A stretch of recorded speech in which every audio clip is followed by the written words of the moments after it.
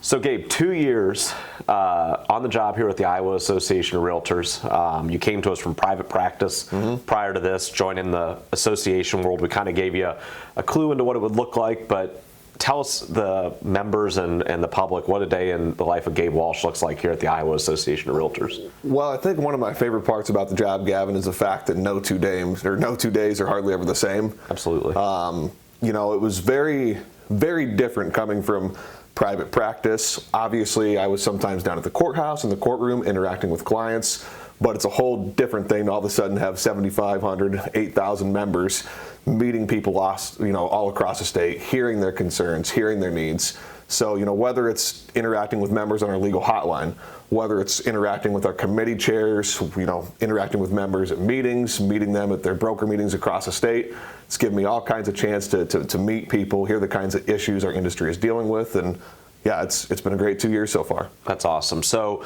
in terms of now adapting, you've adapted this job, and we'll get into some of those ideas of what you've done and where you're taking it, but what's your favorite part of the job right now that you get to tackle each and every day, more or less? Yeah, I don't know if I could pick one single thing. I just love going across the state, whether it's virtually over the pandemic, it's been a weird past year, or whether now I'm going out and meeting members across the state. I like to hear what kinds of issues people are actually facing in the real world, and hear that real world perspective that I sometimes don't see from the office here. Yep. And going out and hearing that, and then coming back and working with our lobbying team, working with our government affairs, working with our education, and saying how can we take what we're hearing from our members and change what we're teaching? Yep. How do we get involved in the legislature, with these legal hotline questions to get changes in the law where there are currently gaps that need to be filled? Those are my favorite parts of the job.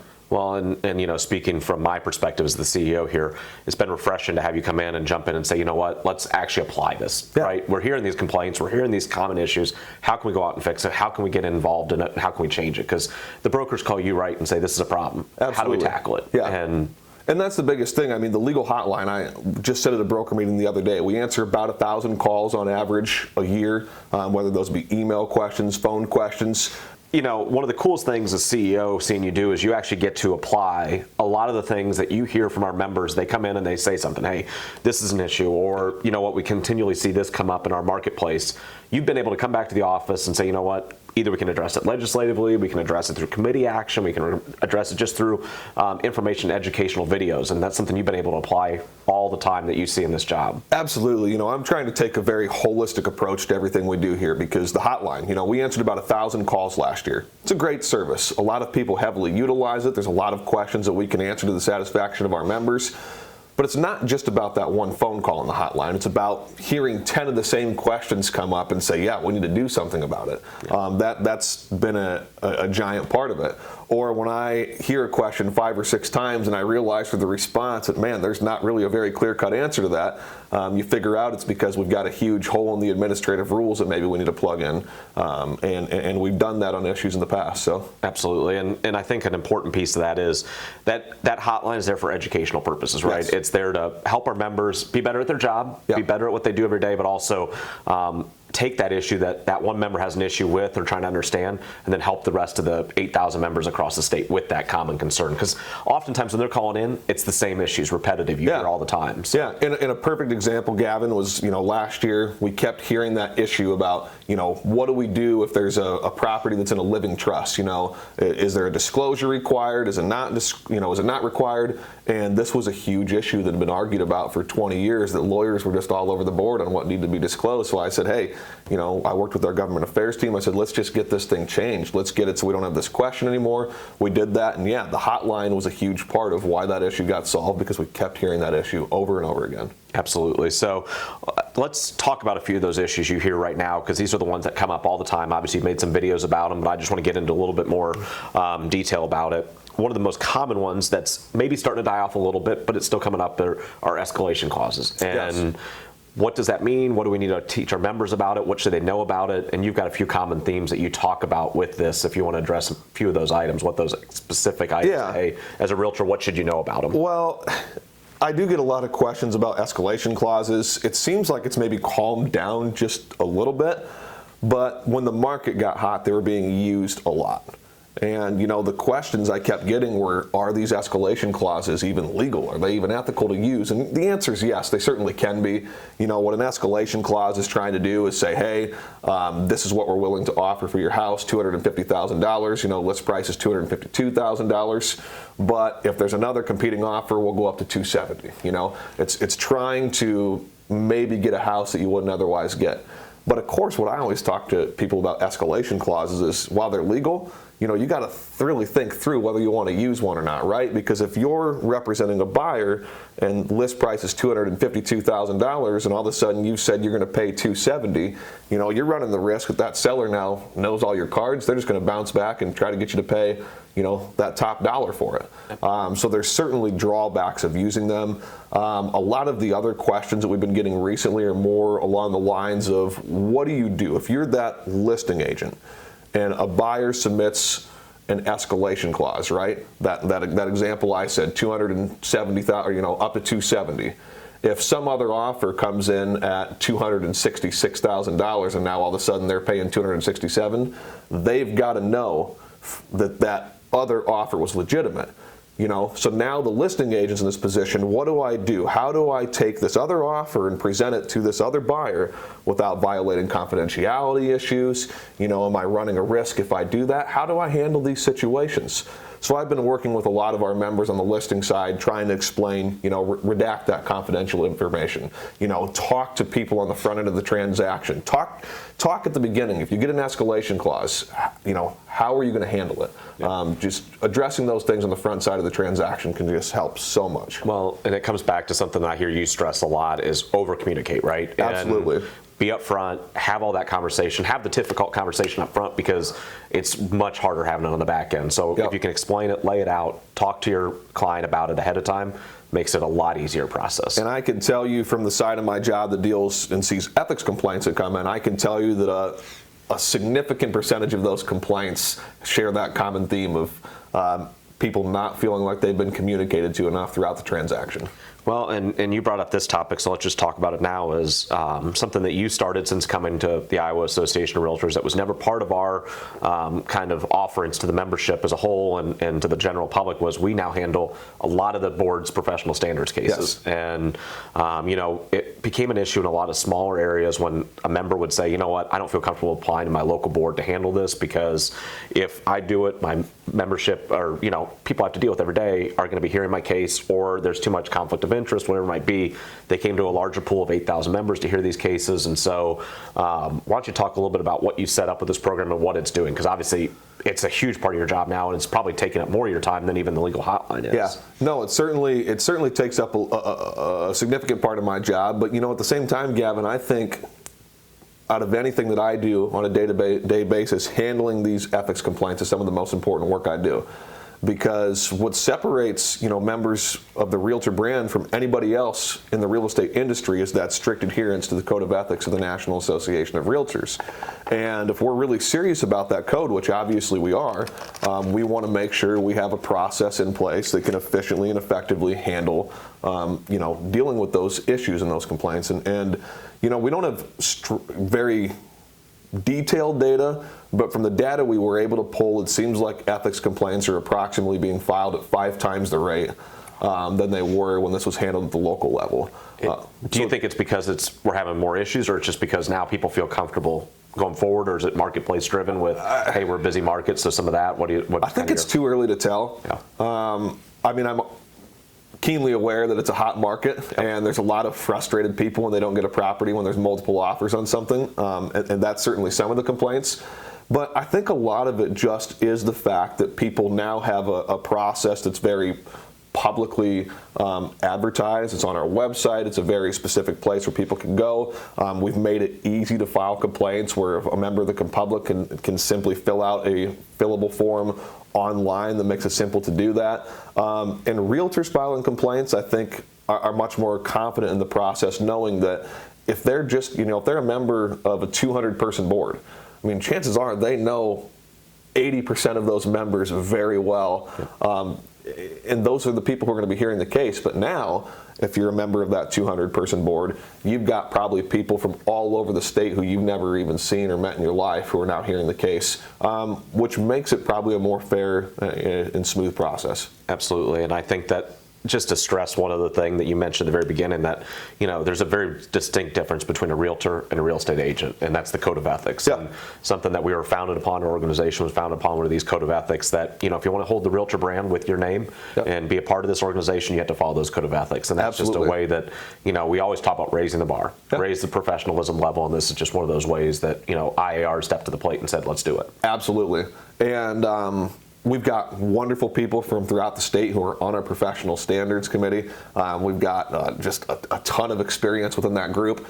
And I think, Gavin, I've probably handled at least north of 10 fully contested hearings over the last 9 months. And there's certainly ethics complaints that keep coming in, so more to come. Absolutely. So going back now, since I jumped into that topic, I want to go back to another one that comes up a little bit now that we've talked a lot about. Our members deal with this new rule called clear cooperation and putting stuff in the MLS. And the purpose was, hey, you've got to put properties in the MLS at the end of the day. That's more or less the bottom line of it. But there was something allowed with office exclusives, and that's something that still comes up in our bigger marketplaces with bigger offices. And it's been a complaint from some smaller offices about, well, is this fair? Is this not fair? What does this mean? Talk a little bit about what office exclusives are and how you can do it properly underneath these rules that have been put in place, I guess. Absolutely. Well, let's just start out with the MLS, right? The MLS is essentially a forum for cooperation where listing agents and buyer's agents can come together cooperatively to try to work within the best interest of consumers on both sides of the transaction. It allows a seller to widely expose their property to the market. It opens up the buyer pool significantly. It single-handedly is a great system that works in the interest of consumers every day. Now, that's a huge deal. But there are sometimes situations where there's a seller who actually doesn't want all those benefits. There might be a seller who is totally willing to give up all those benefits I just discussed because they don't really want anybody to know about their property. Maybe it's a seller who's going through a really complicated divorce and they don't want anybody in the public to catch wind of it. Maybe it's somebody who has celebrity status. Maybe it's somebody who's a top-level senior executive that's got multiple vacation homes and don't want the average employee to figure out that they've got all these million-dollar properties. There are reasons somebody might not want to publicly market a property. Now, because of that, we have office exclusive listings, right? We have a mechanism in place where somebody like a seller can totally give up all those benefits of the MLS. Now, when they do that, as a listing agent, you want to say, okay, you understand all these benefits, you understand what you're giving up. If the seller says yes, absolutely, nothing wrong with an office exclusive. I just think it's important to be careful, right? An office exclusive is usually something that I would say should be suggested by the buyer client. Certainly, it would be a huge problem if there were ever a listing agent out there who were suggesting and advising, clients that they should do an office exclusive, if it's for their own personal benefit or to somehow gain a practical advantage, for their listing office. Those could be a problem. Absolutely. And again, we just stress that theme of what we've talked about so far is over communicate again, right? Yeah. Just have that conversation up front and absolutely can overcome most of these issues. Yeah. I think, and as long as everybody understands when you go to the table and sit down together, they know what they're doing, you talk about what you're doing and what you're providing them. It goes back again to this whole idea of the theme around our Realtor organization and the code of ethics is that communication. Yeah. And that takes you through every piece of this process. So, absolutely. In talking about communication and talking about a common thing that you probably heard a lot more at the very beginning when you got here was, as a buyer's agent, well, I work for free, or I work for, and that mentality of that. Yeah. This is obviously a big issue right now at the national level with commissions being displayed and understanding what commissions are doing and how you talk about it and how there's no standard commission, everything's negotiable.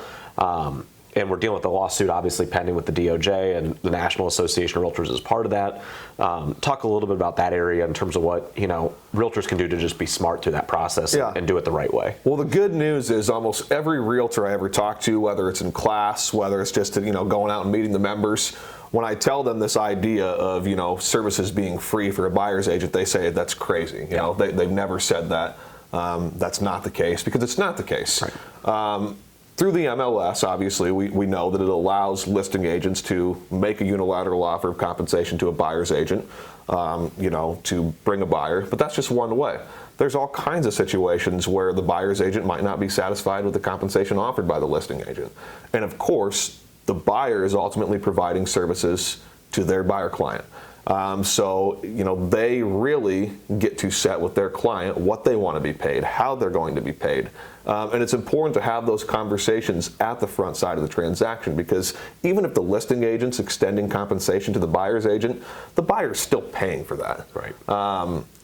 In some way, it's not free. Right. The other thing to keep in mind is there are a lot of states out there where buyer's agents almost all the time have exclusive representation agreements of buyers. Just almost like a listing agreement, but on the buyer side, where you basically have an agreement with your client that says, hey, I'm going to represent you for this period of time. We're going to look for a property for you in this kind of criteria.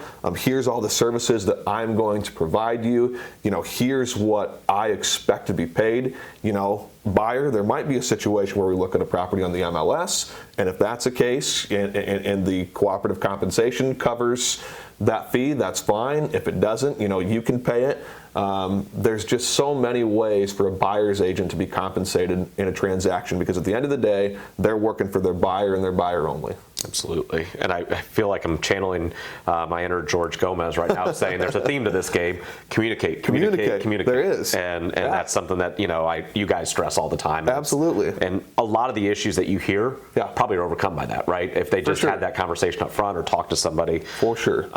One of the other hotly debated issues we're facing right now, and this comes up, I know it's come up and you've done a video on it, are buyer love letters. And what this is going to tail into another conversation following this for us, but obviously we're heavily involved in diversity and inclusion now at the Iowa Association of Realtors. Part of your job has been taking that on, but take a step before we get to that conversation. Let's talk about these buyer love letters, what they mean and why they became an issue. Because you hear about it, you're like, well, what's wrong with that? I've submitted a photo. I put this, talked about how great my family's going to love this home and all this stuff. Why is that an issue? Or why should realtors be concerned if that kind of that gray area of what it could mean or where it could take them up, honestly, at the end of the day? The first year and a half that I was here, I don't know if I had one single question in the legal hotline about buyer love letters. Never came up. Never came up in class. It just didn't come up. And then we really started having a conversation, I think, at the national level about maybe how letters that buyers were submitting were crossing some lines into fair housing related issues, right? And we really started to have this discussion, and when we started to talk about this, it became a very important topic. And the thing with buyer love letters is what generally someone is doing is they are trying to submit an offer. But then in addition to those buyers submitting the offer, it's saying, hey, here's a photo of our family. Or, hey, seller, it was so great looking at your house today. My wife and I and our 3 kids came through. We love the house. It's 3 blocks from the Catholic church that we go to. We can see ourselves waking up and celebrating Easter Sunday here and having brunch.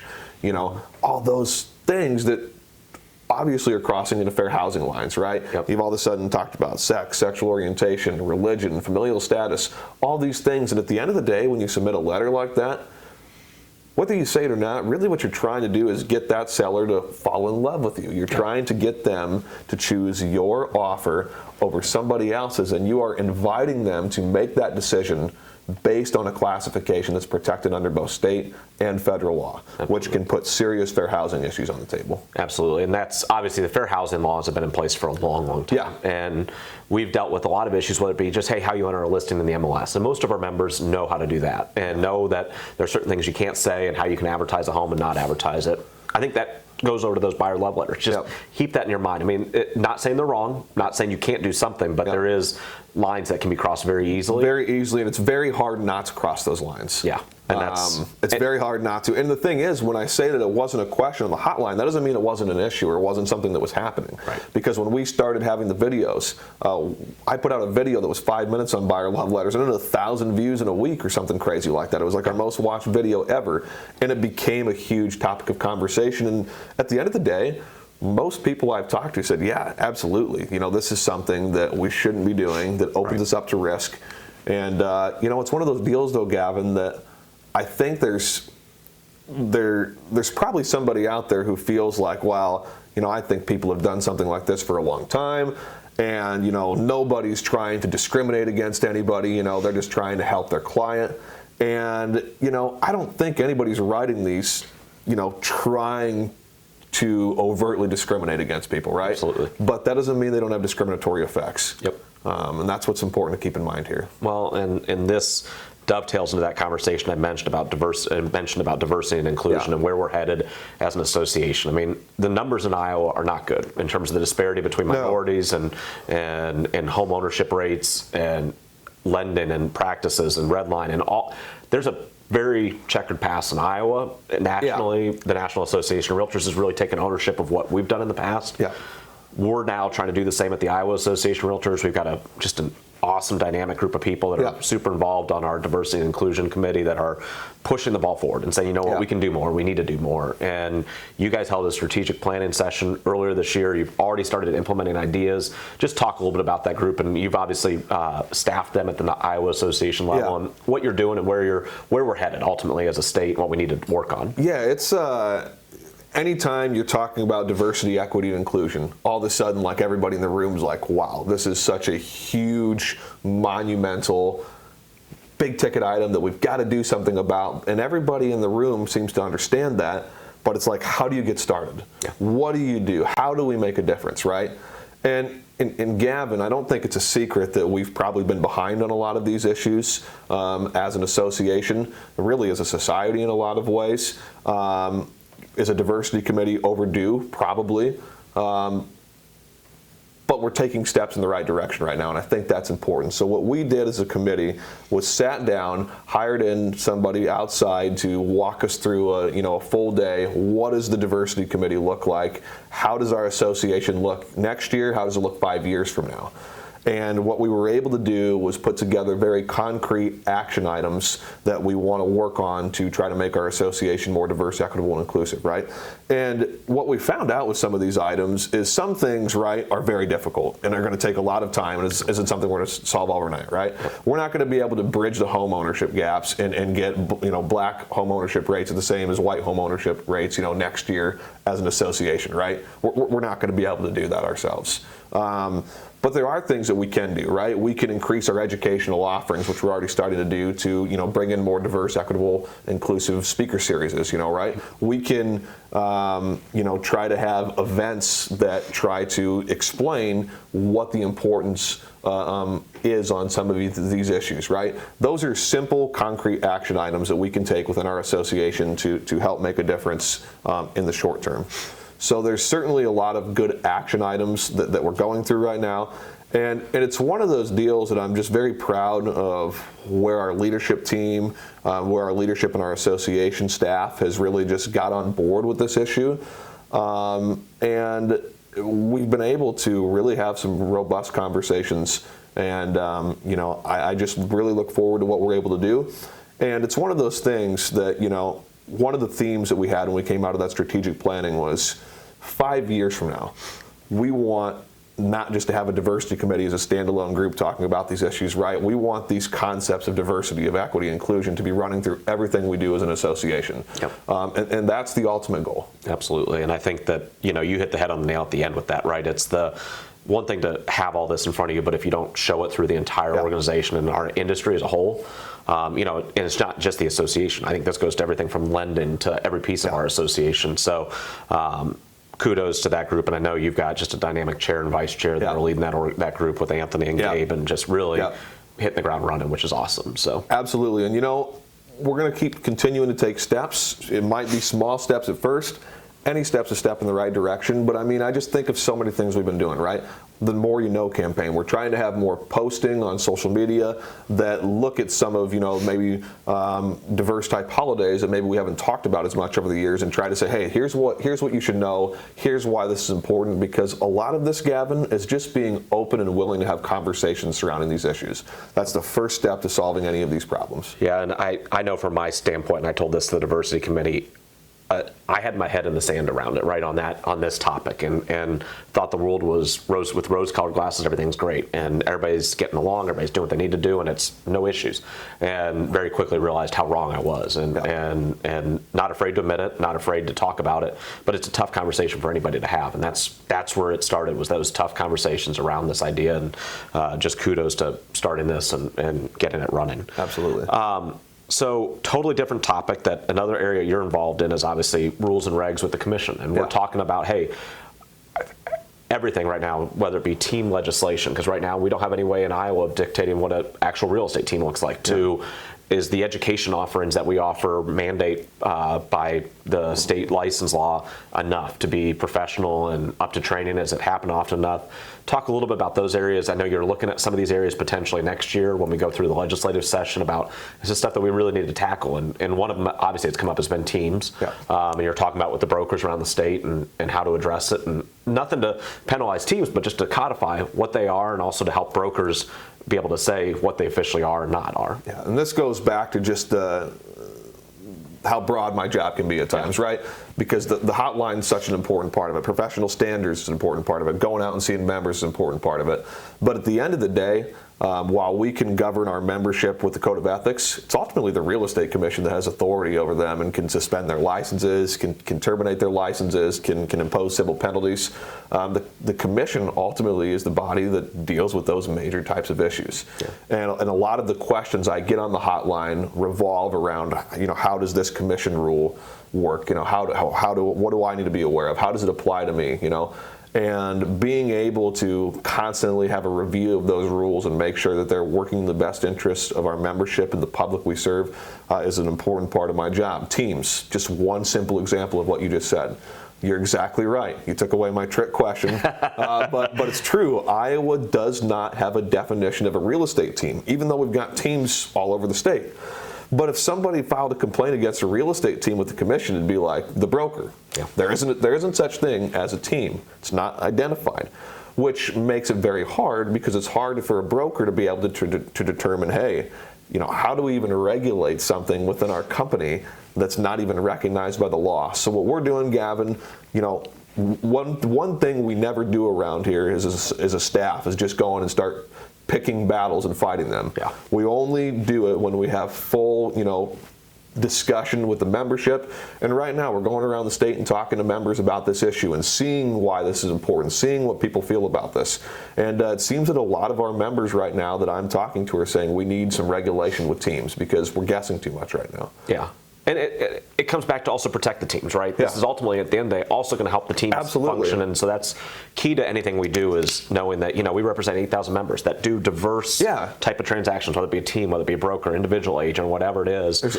And they come up to you all the time, right? And it might be through some of the conversations you have on the legal hotline. It might be just, hey, some of these broker visits, we hear these comments. And there's all kinds of different models and ways that our members do business. And absolutely, there's all kinds of reasons why somebody would want to work in a team, right? It's a great way to sort of delegate different areas of expertise. A lot of people say that, once they were in a team, they can get away a little bit more. That, a lot of teams will say that with all those experts on one side, they're going to be able to better represent their clients. There's all kinds of reasons why people would form a team. There's nothing wrong with that. But yes, we need to probably get to a place where there's a better understanding of what they are, what they can do, what a broker's responsibilities are, those types of things. Well, and I know our membership knows better than us, right? They know what ultimately needs to happen, and this is where we encourage you guys listening in, talk to Gabe about this. This is a great opportunity to say, hey, is there other issues in the code that don't really make sense, or we do something this way? Does it really need to be done this way? And quite frankly, that's been a philosophy of mine over the last 5.5 years being here, is just because we've always done it that way doesn't mean we have to continue doing it that way. If there's a better way to do it, let's do it. And you've done that every day in this job, quite frankly. You've said, you know what, why are we doing it this way? Let's look at this differently, and maybe we can look at it with a fresh eyes. And that's just like with teams. You remember we were sitting down at our legislative committee starting to kind of have that conversation earlier this year. But we said, let's take a step back. Let's go out. Let's talk to the membership. Let's make sure everybody has a say on this. And that's what we're doing right now. And, we'll probably take some kind of a position one way or the other come this next session. Absolutely. So most important question, how's the golf game other than you can beat me right now? I think I beat you the last 2 times we played. I think so. I think I'm down. I think you had me the 10 before that. But recently it's not been going my way and it's been going yours. playing better golf than I've been playing the last 5 years. So that's good.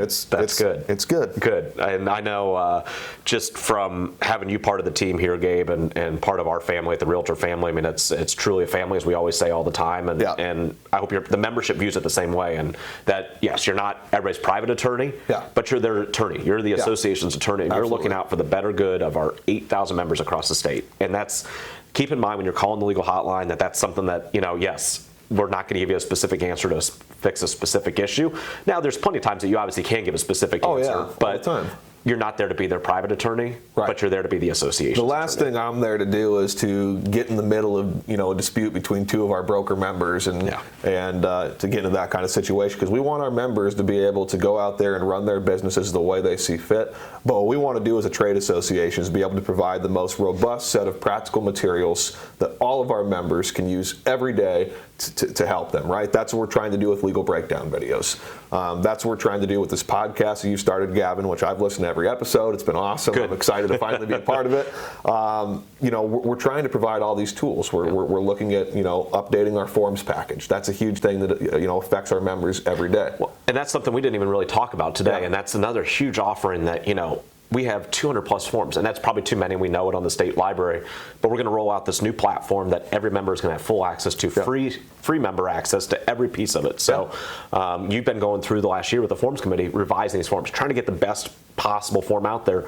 You formed, one of the biggest monumental tasks you've probably done in the last 2 years is you've now got a state purchase contract going to roll out here that's been not approved by 17 boards, because all they did was send a member to it, but it's 17 boards came together to create a purchase contract. And this purchase contract is going to be coming out very soon, and we have had just an outstanding group of brokers and members who helped work on that for him. We had a subcommittee that worked on that purchase agreement. I'm not kidding you.